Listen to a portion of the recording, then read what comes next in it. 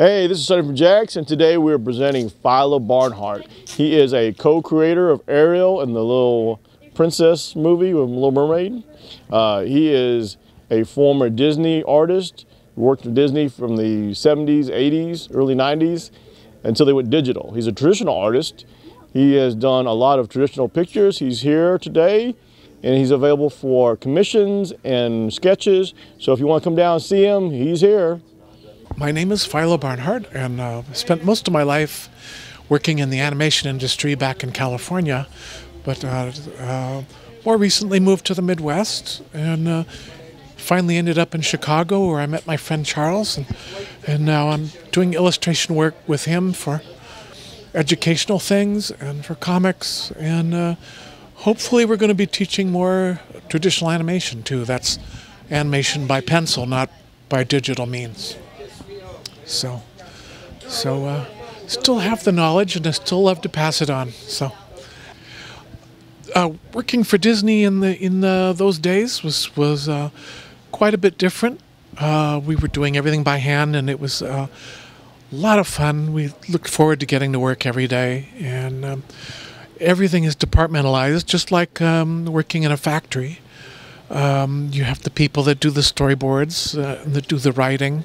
If there's any writing to be done, that's usually the storyboard artist's job as well. They write the dialogue and so on that goes underneath each panel that represents a sequence in the film, or a group of scenes in a sequence.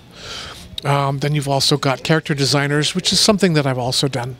And it's a lot of fun because along the way you learn how to use what's called a formula to design a character in such a way that it can be handled easily by whoever you give it to.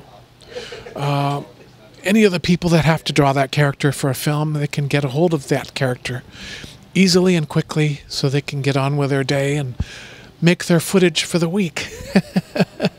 So everyone is required to do at least 30 feet a week, and at least 8 drawings a day. So it's a very labor-intensive job, but it's also a lot of fun because you're, in a way, you're acting like God. You're creating something from nothing. When working for Hanna-Barbera, I never really thought about our audience, but I thought about what fun I was having. And if you're having fun, then your TV show is going to come out great and hopefully entertain lots of people in addition to yourself. So, no, there's really not a lot of time to think about where your show's going to go after you're, done with it on your desk. You just keep going on to the next scene. So, but years later, of course, I found out that how many people I've touched with the things I've worked on. Especially Smurfs at Hanna-Barbera, and even earlier than that, Godzilla in 1978. That was my second major show. The first one was the 4th or 5th season of Super Friends. That was in 1977. And that's when we had Zan and Jaina, the Wonder Twins, which had nothing to do with the DC Universe, but they were an invention of Hanna-Barbera. So into the show they went. Oh, I have several favorites to choose from the long career I've had. And for television, definitely Smurfs. We did a show called Galtar and the Golden Lands. Of course, Godzilla was a lot of fun to do. Let's see, moving on to movies, there was a Star Trek The Motion Picture was my first time making a movie, and for that we were still doing everything by hand.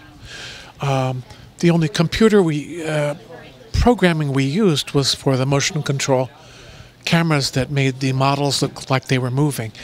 In those days, John Dykstra developed motion control for Star Wars when it was new in the early 70s.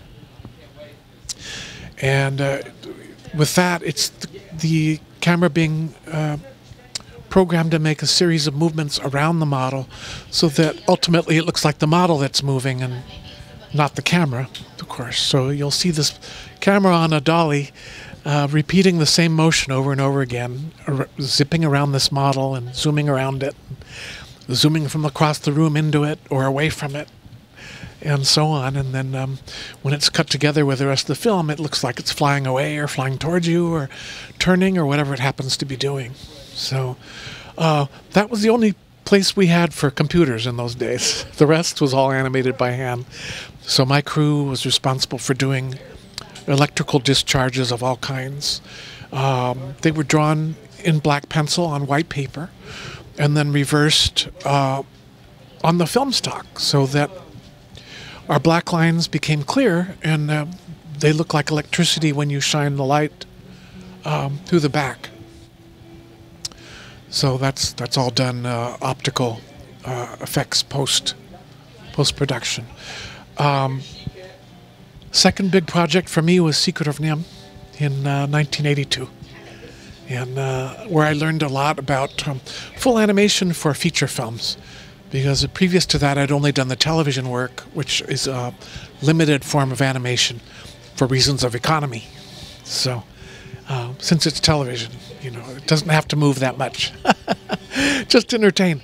So this was a whole new ballgame because full animation is like real life. It's constantly moving and emoting and reacting. Then the third milestone for me, I would have to say, is The Little Mermaid, which was released in 1989. It's the 30th anniversary this year for Little Mermaid. Came out in '89. And it's also the 40th anniversary for Star Trek, which came out in '79. And so those are my three movies that I'm very fond of. I would just like to thank the fans of our films for being so loyal and enjoying our films and attending our films. And please forgive me if we scared you with the Black Cauldron. And you folks know who you are. That was our first PG film, I believe. So PG-13, I think. But we have a combined website where we can be reached. It's silverphoenix.net. And you need the net to catch the bird. So remember to add net and not com. So that's Silver Phoenix, all one word, .net.